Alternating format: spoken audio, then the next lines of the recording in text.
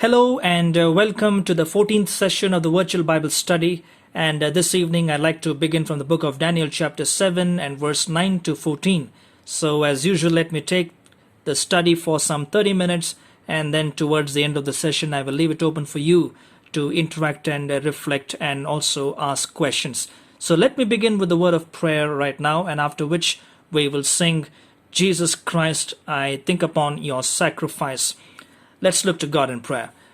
Father, we thank and praise you for bringing us together, and we also pray for many who would be joining this evening.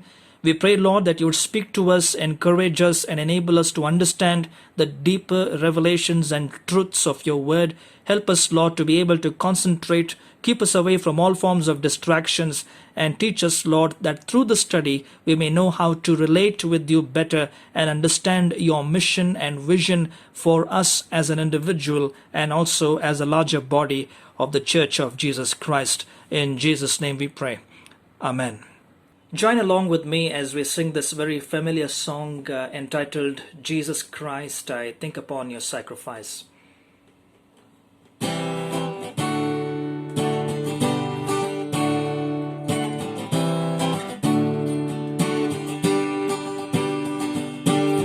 Jesus Christ, I think upon your sacrifice. You became nothing, poured out to death. Many times I wondered at your gift of life, and I'm in that place once again. And I'm in that place once again. Once again I look upon the cross where you died. Humbled by your mercy and I'm broken inside. Once again I thank you.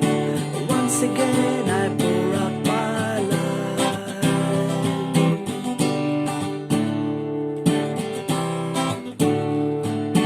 Now you are exalted to the highest place, King of the heavens, where one day I'll bow.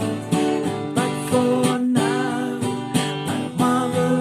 saving grace, and I'm full of praise once again. And I'm full of praise once again.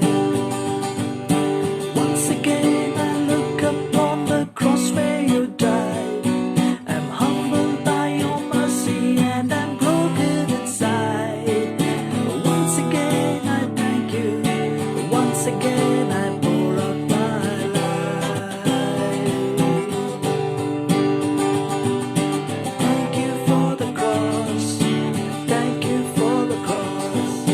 Thank you for the cross, my friend. Thank you for the cross. Thank you for the cross. Thank you for the cross, my friend. Once again I look upon the cross where you died. I'm humbled by your mercy and I'm broken inside. Once again I thank you. Once again I pour out my life.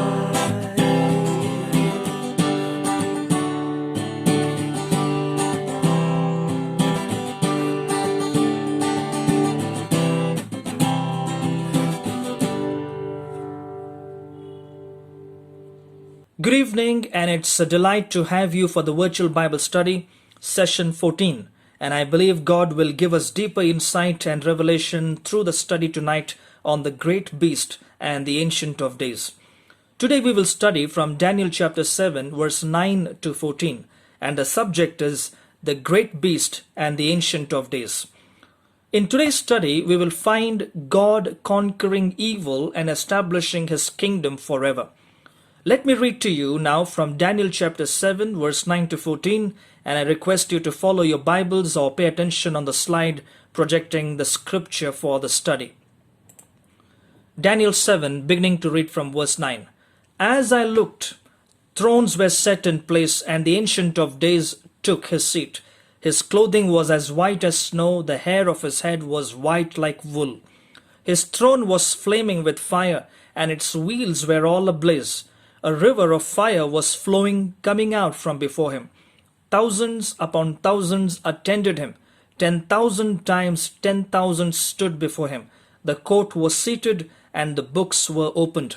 Then I continued to watch because of the boastful words the horn was speaking. I kept looking until the beast was slain and its body destroyed and thrown into the blazing fire.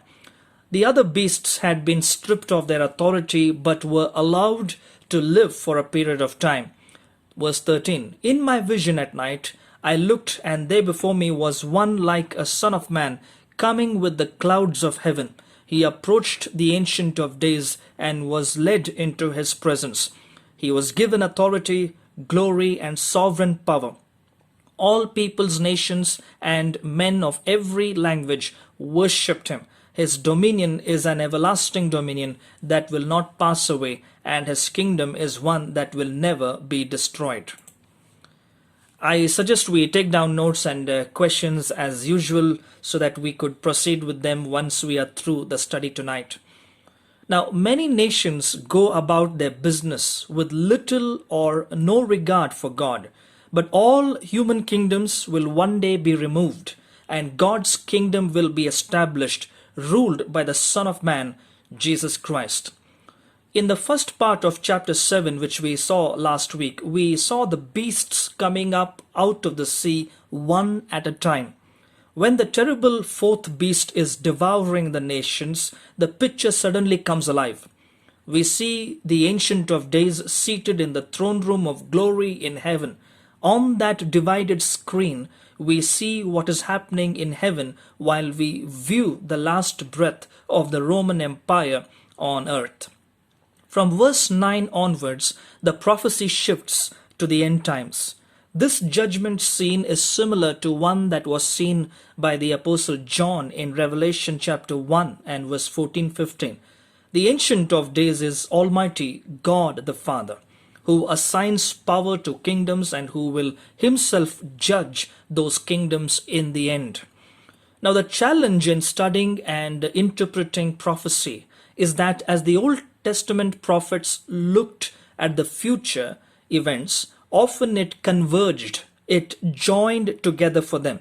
It would be like driving toward a mountain range and thinking there was one gigantic peak ahead of you. But when you get closer, you realize there was a great valley between the two peaks. Daniel, Isaiah, and Jeremiah, the prophets, looked to the future and saw the coming of Jesus Christ. They saw him as coming to be born and coming to reign as being one sequence happening together. But they did not know that those would be two separate events. That is, the birth of Christ and the reign of Christ would be two separate events separated by many, many years.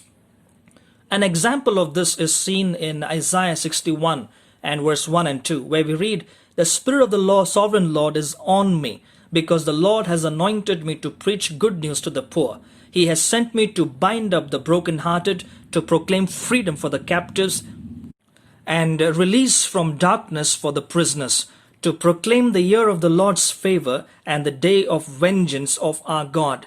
Now, this is a prophecy concerning the first coming of Jesus to the earth. It lists the things Jesus would do when he came. But the part in verse 2, the day of vengeance of our God, is an event that is associated with the second coming. When Jesus reads this passage in the synagogue to describe his earthly ministry at the time, he stopped before the line about vengeance, even though it was part of the sentence.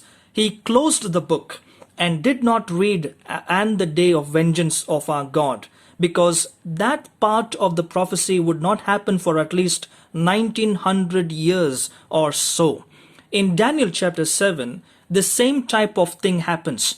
Daniel was speaking about ancient kingdoms, Babylon, Persia, and Greece, and then he mentions the 10 horns of the Roman Empire, which was centuries apart, which, by the way, we are still on the verge of finding even today. So that takes us to the time when the Lord will come again.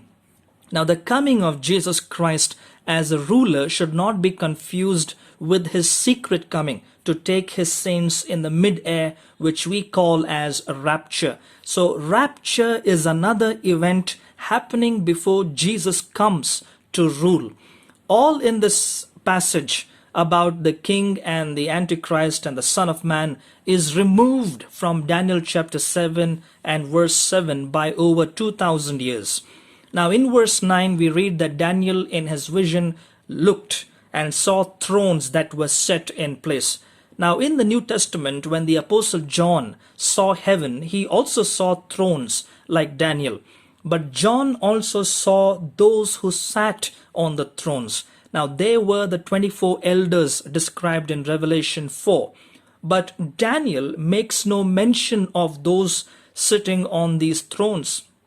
Perhaps because the 24 elders represent the church, and the church was an unrevealed mystery to the Old Testament saints. Now, why do I say that the 24 elders represent the church? Because the Greek word translated as elders is never used to refer to angels, only is used to mention humanity or men in a generic sense, particularly to men of a certain age who are mature and able to rule the church. Now, the word elder would be inappropriate to refer to angels who never age. Their mode of dress would also indicate these are men.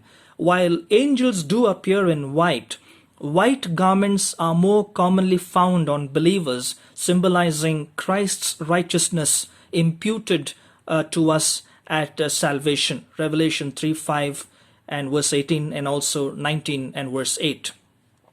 The most likely option is that the elders, the 24 elders, represent the raptured church, which sings songs of redemption.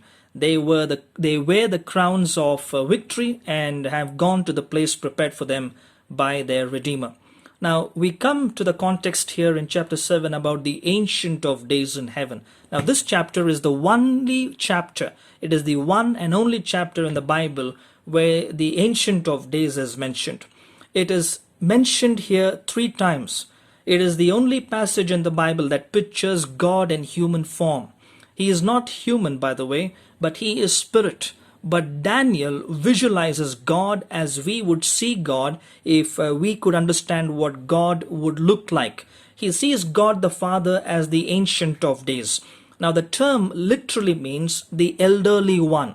We should not imagine that God in his essence to be like any appearance to his own prophet and any other personality, but he puts on various appearances according to man's comprehension, to whom he wished to give some signs of his presence. As Daniel looks at God, he sees him in his holiness. He sees him in his eternity and glory. Almost all of the major attributes of God the Father are pictured in the scene that Daniel sees when he looks into heaven. Here is the contrast. The bottom of the screen is turmoil, upheaval, chaos, beasts, and terrible things. The top of the screen is the majestic throne room of glory, with the Ancient of Days seated upon the throne. He talks about his eternity. The Bible describes him, first of all, in his eternity. He is the Ancient of Days. He is the source of time. He never had a beginning. He was never born. He is forever and forever. Then Daniel talks about his purity. Daniel said his clothing was white as snow in verse 9. Whenever we see the term white as snow in the Bible, it is a picture of absolute purity. Daniel sees God the Father seated on his throne in absolute purity. The next thing that Daniel talks about in verse 9 is about the majesty of the Ancient of Days. He also sees God in his majesty. God is seated on a throne that has been put in place. It was put into position. God is the sovereign judge of the universe. He is about to judge the world. Then we see about his authority. We see him in his authority. Daniel says in verse 9, his throne was a fiery flame, its wheels a burning fire. In verse 9, we read that his throne was a fiery flame. This is a brilliant manifestation of God's splendor and the fierce heat of his judgment. There is something lava-like in the stream of fire pouring from the throne. It is a river of vast destructive power. It also says that the wheels of the throne were all ablaze. Now, what is this about wheels of the throne? Why does God need wheels for his throne? I wonder if the innovators of the wheelchair got the idea for chairs on wheels from Daniel chapter 7 verse 9. It is said that one of the earliest known innovators to have created the modern office chair was the naturalist Charles Darwin, who put wheels on the chair in his study so he could get to his specimens more quickly. Now, many Bible commentators say that in the ancient Eastern world, royal thrones were often on wheels. Yet here, wheels of the throne are likely a picture of the endless activity of God. Many other Bible scholars believe the image of the fiery wheels under the throne pictures the possibility that the throne could go anywhere in the universe to bring judgment. Now, these are all symbolism. Of course, God does not need wheels under his throne, but this is just a symbol to enable us to understand the possibility that God could go anywhere in the universe to bring about judgment. And it also talks about his endless activity as being the Ancient of Days. Now, in verse 10, it says that a fiery river was flowing and came forth from before him. Now, this is again a picture of the judgment of God. In the entire Bible, we are continually exposed to fire as a preparation of the God who judges. It depicts God's presence. We also see in verse 10 about the deity of God. Finally, in Daniel's vision in verse 10, we see God's deity where thousands upon thousands attended him, 10,000 times 10,000 stood before him. Now, this is not necessarily meant to be taken literally. It is a reminder to us of the tremendous number of angelic and human bodies that are before him, bowing down and worshiping him. Now, this is happening in the future. He alone is worthy to be worshipped. The thousands upon thousands attending him could describe the innumerable company of angels surrounding the throne of God. And the 10,000 times 10,000 standing before him describes humanity standing before God in judgment. Then Daniel says towards the end of verse 10, the court was seated and the books were opened. Which books were opened? The Bible describes several books before God. In Psalm 69:28, we read about the book of the living. In Malachi 3:16, we read about the book of remembrance. And Philippians 4:3 and Revelation 3:5, we read about the book of life. So Daniel says that the books were opened in verse 10, which means that the judgment is about to begin. The written evidence is produced. God is about to judge the beastly nations of the world. The books are opened and God is going to read the activity of the nations. He will read about their blasphemy and their idolatry and judge them guilty. One commentator has written that in spite of all the different interpretations of this chapter, the chapter claims unmistakably that the Most High God is reigning in heaven. His enemies think he is not in control, but he is in control all the same. He is the sovereign God who rules and reigns. On the bottom half of the split screen, there is turmoil on the earth. On the top half, the Ancient of Days is seated in the throne room of glory, opening the books. He is in control, and there's no mistaking that. Now, moving on to Daniel chapter 7, verse 11 to 12, we are drawn back to read about the slaying of the beast, and it represents two things, both the fall of Rome and the Antichrist. While this beast was destroyed, the other beasts were allowed to live for a period of time. You read that in verse 12, which could mean that the kingdoms or their cultures continued to be recognizable in some form. History did not end when God intervened with his judgment on these four nations. But yes, they lost their world power and control in a larger context. Verse 11 and 12 highlights the little horn. Verse 11 and 12 highlights the little horn. The sound of the self-important and arrogant words which the horn was speaking. Here the little horn of the fourth beast again speaks overstated words. The final human dictator we commonly call the Antichrist will be characterized by his boastful, blasphemous speech, as we also read in Revelation 13. Now, verse 11 and 12 of Daniel 7 also tell us in rapid fire description that the beast was slain. Now, is the beast the same as the little horn? The question that many would ask is whether the beast the same as the little horn, which we read in verse 8 and verse 11, or are they both different? Because of the distinction between the fourth beast and the little horn in verse 8 and verse 11, some conjecture that the beast of Revelation 13 is not the Antichrist, but his government or system is in consideration by many scholars. Now, if that's the case, it is a small distinction, however. You see, to a large extent, a man does represent and personify an entire government or system. For example, when we think of Germany in the 1930s and 1940s, the figure of Adolf Hitler as an individual and Nazi Germany as a government are virtually the same. Now, who is the beast here? The beast is the Antichrist, or an Antichrist kind of system, government operated by an individual. He has risen up as a part of the fourth dynasty. His body is consumed in the fire, and the dramatic turn of events that takes place now is a picture of the sovereignty of our divine judge. The beast will reign over the earth for 3.5 years. We'll read that in verse 25, and we'll talk about it next week. And then he will be destroyed by the supreme judge of the whole world. Then he will be cast into the lake of fire. Satan is not cast into the lake of fire until later. The first two to be thrown in are the beast and the false prophet. Revelation 19:20. Now they are thrown in as God judges them guilty of sin and rebellion. So verse 11 gives the future of the Antichrist and his system. It talks about the reign of terror of the Antichrist, and the persecution of God's saints on earth have run its course. The Antichrist's cup of iniquity is full. Christ, whose name he has blasphemed and whose followers he has killed, consigns the Antichrist to the lake of fire, his final and proper doom. Verse 11 and 12 says that Daniel watched till the beast was slain, and the rest of the beasts had their dominion taken away and were allowed to live for a period of time.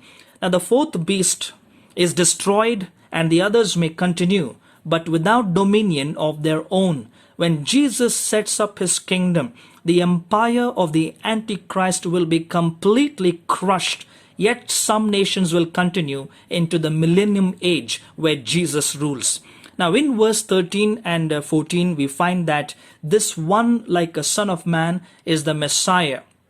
Jesus used this verse to refer to himself in the New Testament. For example, in Matthew 26:64, he says, "In the future you will see the Son of Man sitting at the right hand of the Almighty God, Mighty One, and coming on the clouds of heaven." In John chapter 1 verse 51, we read him saying, "I tell you the truth, you shall see heaven open and the angels of God ascending and descending on the Son of Man." Luke 21 and verse 26 following, we read, "Many will faint from terror, apprehensive of what is going on in the world, for the heavenly bodies will be shaken. At that time they will see the Son of Man coming in a cloud with power and great glory." Now Daniel chapter 7 verse 13 seems to make a distinction between the Ancient of Days mentioned in verse 9 and the Son of Man mentioned in verse 13. And this supports the idea of more than one person in the Godhead whom we worship, that the Ancient of Days is God the Father and not God the Son. In verse 13, we read that in Daniel's vision, he looked, and before him was one like a son of man coming with the clouds of heaven. Now that portrays the Son of Man as divine. Throughout the Bible, clouds represent God's majesty and his awesome presence. For example, God's glory appeared in a cloud in Exodus chapter 16 and verse 10, and also in chapter 19 and verse 9 at the giving of the law at Mount Sinai. And in verse 9, the Ancient of Days is portrayed sitting on his throne surrounded by his court. His poise puts the posturing of the others into perspective, and his clear domination makes the four beasts a sideshow. Finally, another figure emerges like a son of man, which we read in verse 13, and to him final power is given and the ultimate authority bestowed. It is this final vision on which our hope is centered upon and from which we can draw our strength even today when we feel we are discouraged and persecuted for the name of Christ. The Son of Man in heaven. In verse 13, we are finished with the events on earth and we are back in heaven again.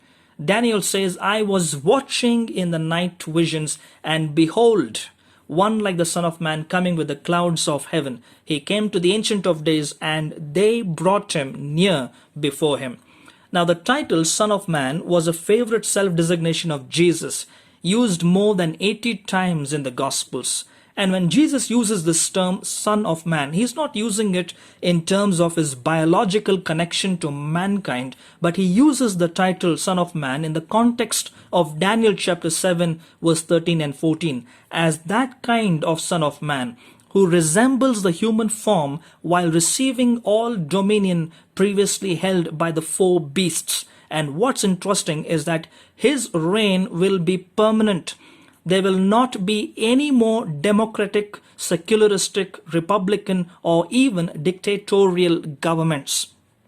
We see the Son of Man here in Daniel in his human form. He has been given the privilege of judging the world.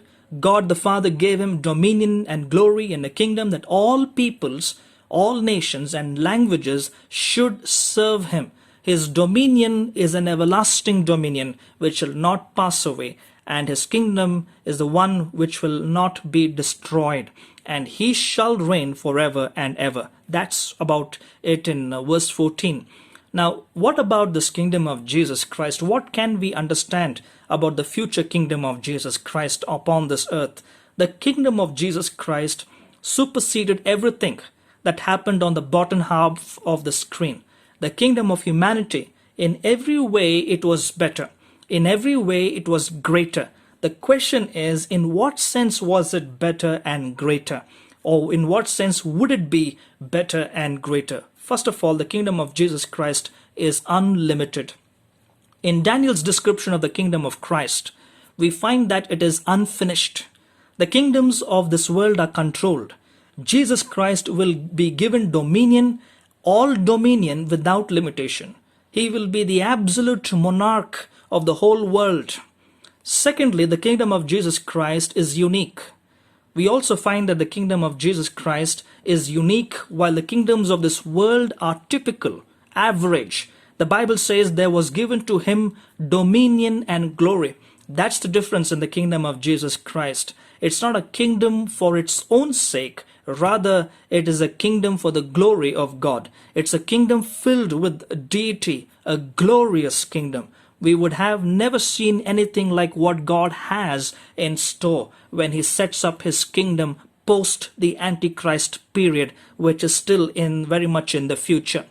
The third thing about the kingdom of Jesus Christ is that it is unified. His kingdom is unified while the kingdoms of the world are torn apart, as we see so much today. The chaos and the disruption and upheaval in the governments which we see in Daniel did not stop with the Roman Empire. It is going on even today. In our world, human governments is described by chaos. But when Christ comes back, that is a second coming, should not be confused with the secret coming of the rapture. When he comes back to rule for another 1,000 years, he will rule a kingdom which is going to be unified without chaos.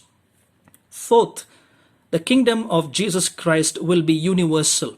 The kingdom of Jesus Christ is universal. The kingdoms of this world are territorial. The Bible says that his kingdom is over all people and all nations and all languages, and all of them are going to serve him. Even the greatest kingdoms of Babylon, Persia, Rome, and Greece, which were considered by historians to be worldwide kingdoms, did not cover all of the territory.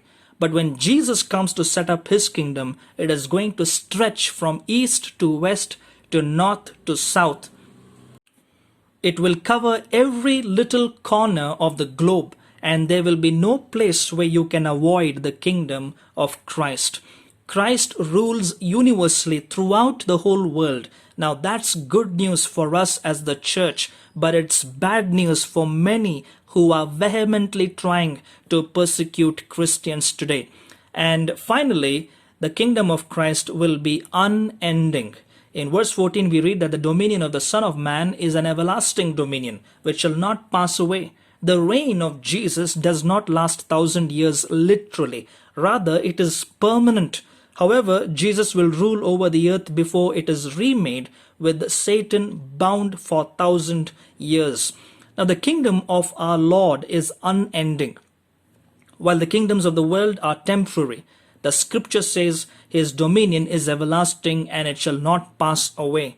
Every king who came to authority thought he would reign forever, or his descendants after him. Yet we have discovered that even the great Babylon, which seemed invincible with its walls that were 387 feet high and 87 feet thick, one day fell. There was not a kingdom that ever survived like the kingdom of Jesus Christ, unending forever and forever.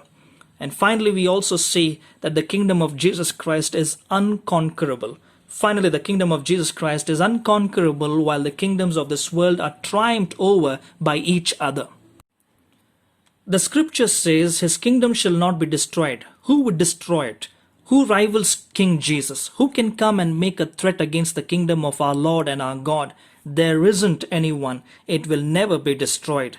What Daniel is trying to teach us is that what seems to be greatness in the kingdom of humans is nothing when compared with the greatness of the kingdom of Jesus Christ. When we see what God has in store for those who love Him, it helps to understand what's going on in our world without getting too upset. When we are Christians, there is a glad excitement for what will come when we have already experienced in some small way the kingdom of Christ in our own hearts right now.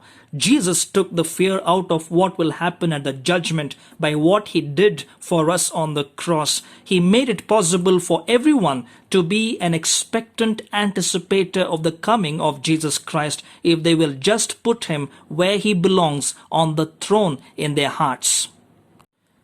So the kingdom of Jesus Christ is going to be unlimited, it is going to be unique, it is going to be unified, it is going to be universal, it is going to be unending, unconquerable. That's about the kingdom of Jesus Christ, which we will witness when He comes back to rule the earth for 1,000 some years. Napoleon Bonaparte said this: Alexander the Great, Caesar and Charlemagne and I have founded empires, but upon what did we rest the creation of our genius? Upon force. But Jesus Christ, he said, founded his empire upon love, and at this hour millions of men would die for him. Now that's quite a testimony to share. In verse 10, Daniel saw God judging millions of people as they stood before him. We must stand before the Almighty God and give an account of our lives on that particular day. If our life were judged by God today, what would He say about it? How would He measure it against His will for us? We should live each day with the full awareness that we must appear before God to give account for how we used our lives and our times. How will our life measure up this evening when God looks at our lives? This great passage describes the transition from human dominion on earth to divine dominion. This will happen as the Son of Man comes and exercises dominion over the earth. The Son of Man will succeed all the beasts, all the international leaders, and the Antichrist and his system.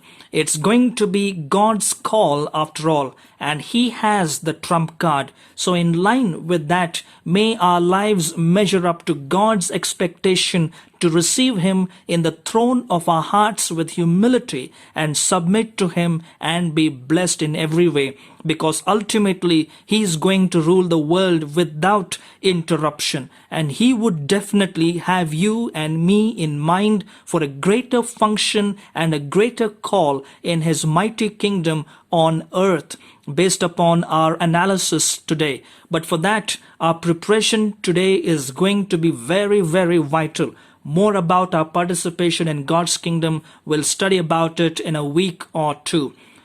Well, that's about it for this evening. I hope the time you have spared this evening is reasonable, and if you have made your notes and jotted your questions, I would love to interact. So it's your time now to clarify your doubts and also reflect on the study. So please go ahead.